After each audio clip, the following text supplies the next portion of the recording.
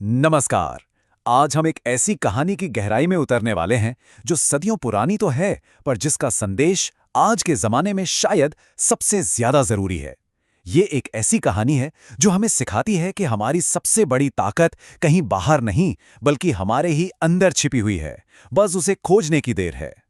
अगर तुम अकेले हो तो तुम अकेले ही दुनिया जीत सकते हो। ये सिर्फ शब्द नहीं है, बल्कि कहानी के एक ज्ञानी साधु का दिया हुआ एक बहुत ही गहरा मंत्र है। तो आज हम इसी बात को समझेंगे कि इस एक लाइन में कितनी बड़ी सच्चाई छिपी है और ये कैसे हमें एकांत की असली शक्ति से मिलवा सकती है। तो हमारी कहानी की शुरुआत होती है एक नौजवान के साथ। एक ऐसा नौजवान जो दुनिया की भीड़ में होने के बावजूद अंदर से बिल्कुल अकेला महसूस करता था। उसे लगता था कि उसकी आवाज कोई नहीं सुनता, उसकी बातों को कोई नहीं समझता। और इसी एहसास से तंग आकर एक दिन वो गुस्से और निराशा में सब कुछ छोड़कर निकल पड़ता है। जब उसे लगा कि उसके अपने ही लोग उसे नहीं समझ पा रहे, तो वो जवाबों की तलाश में हिमालय की ओर चल दिया, एक महान साधु की खोज में। पर यह सफर कोई आसान सफर नहीं था। बाहर की मुश्किल राहें असल में उसके अंदर चल रहे तूफान का ही आईना थीं। वो सुनसान रास्तों से गुजरा, डर के मारे गुफाओं में रातें बिताईं, भूख और थकान ने उसे तोड़कर रख दिया, और आखिरकार वो कमजोरी से गिर ही पड़ा। और फिर जब उसकी हिम्मत लगभग जवाब दे चुकी थी, ठीक उसी वक्त वो उस शांत और ज्ञानी साधु के सामने पहुंचता है, और यहीं से उसकी जिंदगी का सफर एक नया मोड़ लेने वाला था।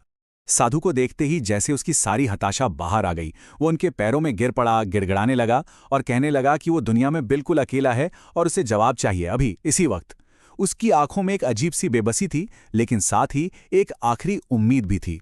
लेकिन साधु ने उसे कोई सीधा जवाब नहीं दिया, बल्कि उन्होंने उसके सामने एक ऐसी पहेली रख दी जिसका हल उसे खुद ही खोजना था। उन्होंने कहा, पास में एक कुटिया बनाओ, 1 महीने तक कुछ मत बोलो, मेरे पास मत आना, और बस जो भी महसूस करो उसे देखो। ये कोई ज्ञान नहीं था, ये एक अनुभव था जिससे उसे गुजरना था। और अब उस नौजवान का असली इम्तिहान शुरू होता है। 1 महीने का पूरा एकांत, जहां उसे किसी और से नहीं, बल्कि सिर्फ अपने आप से मिलना था, अपना सामना करना था। शुरुआत में तो उसका मन एक तूफान की तरह था, बेचैन, डरा हुआ, घर की यादों से भरा हुआ। लेकिन जैसे जैसे दिन बीतते गए, वो तूफान धीरे धीरे थमने लगा। उसकी जगह एक गहरी शांति और एक नई समझ ने ले ली। और जानते हैं सबसे हैरान करने वाली बात क्या हुई? उस 1 महीने के एकांत ने उसे वो सारे जवाब दे दिए थे जो वो बाहर की दुनिया में खोज रहा था। जब वो 1 महीने बाद साधु के पास वापस लौटा, तो उसके मन में कोई सवाल नहीं था। वो बस उस अनुभव को समझना चाहता था जिसने उसे पूरी तरह से बदल दिया था। और अब कहानी में पहली बार साधु कुछ कहते हैं। वो उस अनुभव को शब्दों में पिरोते हैं जिसे नौजवान ने खुद महसूस किया था। और वो बताते हैं एकांत की 4 महाशक्तियों के बारे में। साधु ने उसे समझाया कि जब हम अकेले होते हैं तो हम 4 मौलिक शक्तियों से जुड़ते हैं। यही वो 4 शक्तियां हैं जो अकेलेपन के एहसास को एक जबरदस्त ताकत में बदल देती हैं। तो पहली शक्ति है स्वतंत्रता और आत्मनिर्भरता की शक्ति। जब हम अकेले होते हैं तब हमें यह एहसास होता है कि हमें अपने फैसलों के लिए किसी और की इजाजत की जरूरत नहीं है। हम अपना रास्ता खुद चुन सकते हैं, खुद बना सकते हैं। दूसरी शक्ति है स्वाधीनता की भावना। अकेले में हमें अपने मन की आवाज बहुत साफ साफ सुनाई देती है।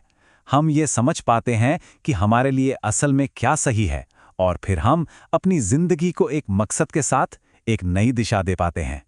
तीसरी शक्ति है शांति और स्थिरता। सोचिए, जब बाहर का सारा शोर बंद हो जाता है, तब हमें अपने अंदर की शांति का अनुभव होता है। ये एकांत ही है जो हमारे मन के अंदर चल रहे तूफान को शांत कर देता है। और चौथी और शायद सबसे जरूरी शक्ति है एक स्वस्थ मानसिक स्थिति। अकेले में हमें अपनी चिंताओं को, अपने तनाव को समझने और उनसे निपटने का वक्त और मौका मिलता है।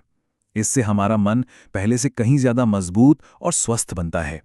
तो इन 4 शक्तियों को एक बार फिर से देखते हैं। स्वतंत्रता हमें आत्मविश्वास देती है। स्वाधीनता हमें एक उद्देश्यपूर्ण जीवन जीने में मदद करती है। शांति हमारे मन के शोर को कम करती है, और एक स्वस्थ मन हमें तनाव से लड़ने की ताकत देता है। तो इस पूरी यात्रा का, इस पूरी कहानी का आखिरी और सबसे बड़ा सबक क्या है? आखिर वो रास्ता है कहाँ जिस पर चलकर हमें जवाब मिलेंगे? इस कहानी का सार बस इतना सा है कि जिन सवालों के जवाब हम पूरी दुनिया में यहाँ वहाँ खोजते फिरते हैं, वो असल में हमारे अंदर ही कहीं छिपे होते हैं। सफलता का, शांति का, खुशी का असली रास्ता बाहर नहीं, बल्कि हमारे भीतर की ओर जाता है।